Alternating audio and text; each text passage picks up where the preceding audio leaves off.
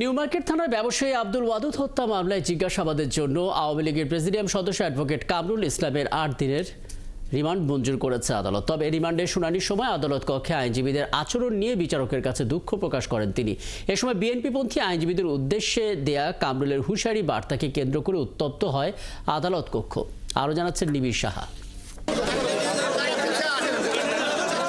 সকালে ঢাকার সিএমএম আদালতে হাজির করা হয় আওয়ামী লীগের সভাপতি মণ্ডলীর সদস্য শিয়া বাটার ও ভিটামিন ই সমৃদ্ধ Lily glam beauty soap. Lily, always beautiful.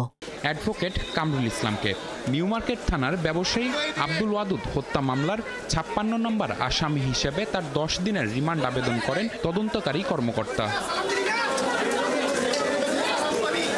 রাষ্ট্রপক্ষের আইনজীবীদের অভিযোগ, জুলাই গণহত্যার মাস্টার মাইন্ড তিনি। সেই সাথে প্রতিমন্ত্রী থাকার সময় বিচার বিভাগকে নিজের স্বার্থে ব্যবহার করেছেন কামরুল।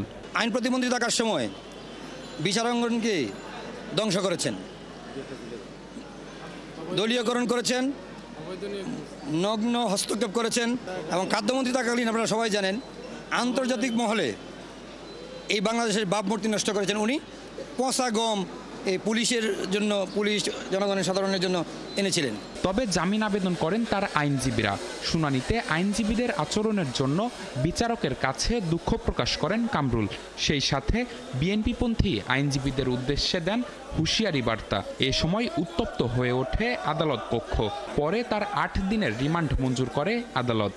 শুধু রাজনৈতিক কারণে আমি গত সরকার আমলে বারবার এমপি ছিলাম, মন্ত্রী ছিলাম এবং সেই কারণে আমাকে এই মামলায় সম্পৃক্ত করা হয়েছে। কামরুল ইসলাম উনি নিজেই বলেছেন যে যেখানে যে দায়িত্ব পালন করেছি, যে নিষ্ঠা ও দক্ষতার সাথে দায়িত্ব পালন করেছি এবং সেই কথাগুলো উনি বলেছেন।